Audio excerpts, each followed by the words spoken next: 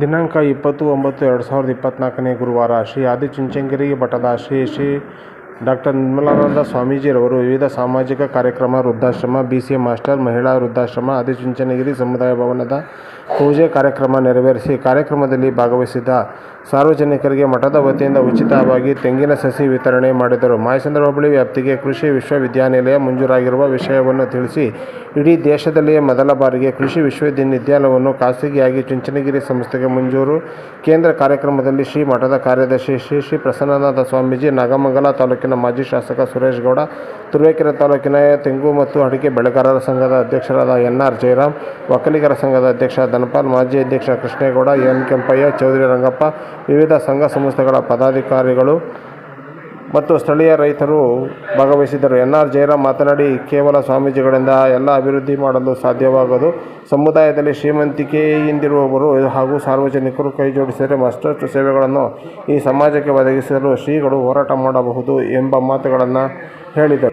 ಈ ರೀತಿ ಕಾರ್ಯಕ್ರಮಗಳಿದ್ದಾರೆ, ಹಲವಾರು ಕಾರ್ಯಕ್ರಮಗಳು. ಆ ಕಾರ್ಯಕ್ರಮಕ್ಕೆ ನೀವು ಕೂಡ ಬರಬೇಕು ಅಂತ ಹೇಳಿದಾಗ ಆ ಕಾರ್ಯಕ್ರಮಕ್ಕೆ ನಿಮ್ಮನ್ನು ಕೂಡ ನಾವು ಕರೀತಾ ಇದ್ದೀವಿ, ಬರಬೇಕು ಅಂತಂದ್ರು. ಹೌದು ಸ್ವಾಮೀಜಿ, ನೀವು ಕರೀದಲ್ಲೇ ಕಳಿಸ್ತಲೇ ನಂಟೋಯ್ತು, ಕೇಳದಲ್ಲೇ ಕೊಡ್ದಲ್ಲೇ ಗಂಟೋಯ್ತು ಅಂತ ನಾನೊಂದು ಮಾತನ್ನ ಹೇಳಿದೆ. ಅದಕ್ಕೆ ಪರಮಪೂಜ್ಯ ಸ್ವಾಮೀಜಿಯವರು ಒಂದು 10 ನಿಮಿಷ ನಡ್ಬಿಟ್ರು. ಏನಪ್ಪಾ ಇಂಥ ಮಾತಾಡ್ತಾ ಇದ್ದೇನೆ. ಹೌದು ಸ್ವಾಮೀಜಿ, ನಮ್ಮ ಪೂರ್ವಜರು ಹಲವಾರು ಗ್ರಾಮೀಣ ಸೊಗಡಿನ ತತ್ವಗಳನ್ನ, ವಚನಗಳನ್ನ, ಒಗಟುಗಳನ್ನ ನಮಗೆ ಹೇಳ್ಕೊಟ್ಟಿದ್ದಾರೆ. ಆ ವಿಚಾರದಲ್ಲಿ ಇಂತಹ ಸಮಯದಲ್ಲಿ ಕರಿಕಲೆ ಕಳೆದರೆ ಗಂಟೋಯ್ತು, ಕೊಡದಲ್ಲೇ ಕಳೆದರೆ ಗಂಟೋಯ್ತು ಅಂತ ಹೇಳಿದಾಗ ಹೌದು, ಬಹಳ ಮುಖ್ಯವಾದಂಥ ವಿಚಾರ ಇದು. ಈ ಮಾತನ್ನು ನೀವು ವೇದಿಕೆಯಲ್ಲಿ ಹೇಳಬೇಕು ಅಂತ ಹೇಳಿದ್ರು. ಬಂಧುಗಳೇ, ಆದಿ ಅನಾದಿ ಕಾಲದಿಂದಲೂ ಕೂಡ ನಾವೆಲ್ಲ ಒಂದು ಸಂಪ್ರದಾಯಗಳನ್ನು ನೋಡಿದ್ದೇವೆ. ಯಾರು ಇವತ್ತು ಪರಮಪೂಜ್ಯ ಸ್ವಾಮೀಜಿಯವರು ವಿವಿಧ ಸೇವೆಗಳನ್ನ, ಅನಾಥಾಶ್ರಮಗಳನ್ನ, ವೃದ್ಧಾಶ್ರಮಗಳನ್ನ ಮತ್ತು ಸಮುದಾಯಗಳನ್ನು ಕೂಡ ಇವತ್ತು ಲೋಕಾರ್ಪಣೆಯನ್ನು ಮಾಡ್ತಾ ಇದ್ದಾರೆ. ಪರಮಪೂಜ್ಯ ಸ್ವಾಮೀಜಿಯವರು ಒಬ್ಬರಿಂದಲೇ ಎಲ್ಲವೂ ಸಾಧ್ಯ ಆಗಲಿಕ್ಕಾಗಲ್ಲ. ನಾವೆಲ್ಲರೂ ಕೂಡ ಕೈ ಜೋಡಿಸಿದ್ರೆ ಅದಕ್ಕೊಂದು ಶಕ್ತಿ ಬರುತ್ತೆ, ಅವರಿಗೊಂದು ಸ್ಫೂರ್ತಿ ಬರುತ್ತೆ, ಈ ಸಮುದಾಯದ ಬೆಂಬಲವಾಗಿ ನಿಲ್ಲಬೇಕು ಅನ್ನೋ ಒಂದು ಮನಸ್ಸು ಬರುತ್ತೆ. ಮುಂದೊಂದು ದಿನ ನನ್ನ ಅನಿಸಿಕೆ, ಇವತ್ತು ನಾವು ಏನಾದರೂ ಉದಾಸೀನ ಮಾಡ್ತಾ ಇದ್ದೀವಿ, ತುಂಬಾ ಉದಾಸೀನ ಮಾಡ್ತಾ ಇದ್ದೀವಿ. ಇವತ್ತು ಈ ಭಾಗದ ಹಲವಾರು ಜನ ಈ ಕಾರ್ಯಕ್ರಮದಲ್ಲಿ ಭಾಗವಹಿಸಬೇಕಾಗಿತ್ತು. ನಾವು ಉದಾಸೀನ ಮಾಡ್ತಾ ಇದ್ದೀವಿ. ಮುಂದೆ ಈ ಉದಾಸೀನದ ಪ್ರಭಾವವನ್ನು ನಾವು ಅನುಭವಿಸಬೇಕಾಗುತ್ತೆ. ಕಾರಣ ಏನಂತಂದ್ರೆ, ಈಗಾಗಲೇ ರಾಜಕೀಯವಾಗಿರ್ಬೋದು, ಸಾಮಾಜಿಕವಾಗಿರ್ಬೋದು, ಶೈಕ್ಷಣಿಕವಾಗಿರ್ಬೋದು, ನಾವೆಲ್ಲರೂ ಕೂಡ ನಾವು ಒಂದು ಕಡೆ ಮೂಲ ಗುಂಪು ಆಗ್ತಾ ಇದ್ದೀವಿ. ಇವತ್ತು ಎಚ್ಚರಿಕೆಗಳನ್ನು ಹೋದ್ರೆ, ಈ ಬೆನ್ನೆಲುವಾಗಿ ನಿಂತಿರ್ತಕ್ಕಂಥ ಮಹನೀಯರನ್ನ ಕೈ ಜೋಡಿಸ್ತಾರೆ ಹೋದ್ರೆ, ನಾವು ಮುಂದೊಂದು ದಿನ ನಮ್ಮ ಮಕ್ಕಳಿಗೆ ಒಡ್ಡಿತನವನ್ನು ಬಿಟ್ಟೋಗಬೇಕಾಗುತ್ತೆ ಅಂತ ಹೇಳ್ತಾ, ಈ ಒಂದು ಕಾರ್ಯಕ್ರಮಕ್ಕೆ ಹಲವಾರು ವಿಶೇಷತೆಗಳನ್ನ ರೂಪಿಸಿ ಪರಮಪೂಜ್ಯ ಸ್ವಾಮೀಜಿಯವರಿಗೆ ನಾನೊಂದು ಮಾತನ್ನು ಹೇಳಬೇಕು ಅಂತಿದ್ದೆ. ಪ್ರಸನ್ನ ಸ್ವಾಮೀಜಿಯವರಿಗೆ ಈ ಭಾಗದ, ಈ ಪ್ರಾಂತೀಯ ಆಧುನಿಕ ಚಾಣಕ್ಯ ಅಂತ ನಾನು ಹೇಳ್ತೇನೆ. ಮುಂದೊಂದು ದಿನ ನಿಜವಾಗ್ಲೂ ಅವ್ರನ್ನ ಉತ್ಪ್ರೇಕ್ಷೆ ನಾನು ಮಾತಾಡ್ತಾ ಇಲ್ಲ.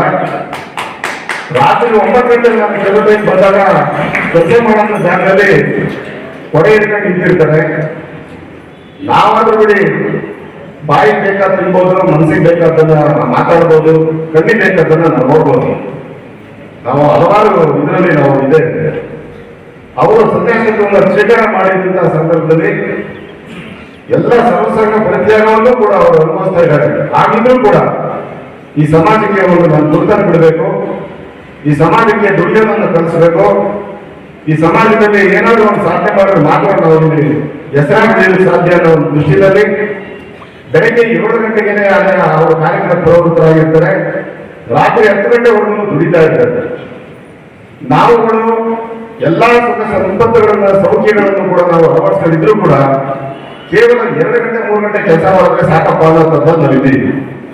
ಹಾಗಾಗಿ ಬಂಧುಗಳೇ, ನಾವೆಲ್ಲರೂ ಕೂಡ ಈ ಸಮಾಜ, ಸಮುದಾಯವನ್ನು ಉಳಿಸೋದಕ್ಕೆ ಕಟಿಬದ್ಧರಾಗಿ ನಿಂತಿರ್ತಕ್ಕಂಥ ಪರಮಪೂಜ್ಯ ಸ್ವಾಮೀಜಿಯವರನ್ನ, ಅವರಿಗೆ ಬೆಂಬಲವಾಗಿ ನಾವು ಕೂಡ ಸಹಕಾರಿಯಾಗಿ ನಿಂತು ಎಲ್ಲ ರೀತಿಯಲ್ಲೂ ಸಹಕಾರವನ್ನು ನೀಡಿದ್ದಾರೆ. ಮುಂದೆ ಈ ಸಮುದಾಯ ಉಳಿಯುತ್ತೆ, ನಮ್ಮ ಸಂಪ್ರದಾಯಗಳು ಉಳಿತವೆ. ಪರಮಪೂಜ್ಯ ಸ್ವಾಮೀಜಿಯವರನ್ನು ನಾನು ಅಗ್ರಿಕಲ್ಚರ್ ಕಾಲೇಜಿಂದ ಇಲ್ಲಿಗೆ ಶಾಂಕ್ಷನ್ ಮಾಡಿಸ್ಕೊಂಡು ತಂದಿದ್ದೀರಾ, ತುಂಬಾ ಧನ್ಯವಾದಗಳು ಕೊಡ್ಕೊಳ್ಳಿ ಅಂತ ನಾನು ಹೇಳಿದಾಗ ಗುರುಗಳು ಹೇಳಿದ್ರು, ಅಗ್ರಿ ಅಂದ್ರೆ ನಾವು ಒಪ್ಪಿಕೊಂಡದ್ದು ಕಲ್ಚರ್ ಅಂದ್ರೆ ಸಂಸ್ಕೃತಿ. ನಾವು ಒಪ್ಪಿಕೊಂಡಂತಹ ಸಂಸ್ಕೃತಿಯನ್ನು ನಾವು ಇಲ್ಲಿ ತಂದಿದ್ದೇವೆ.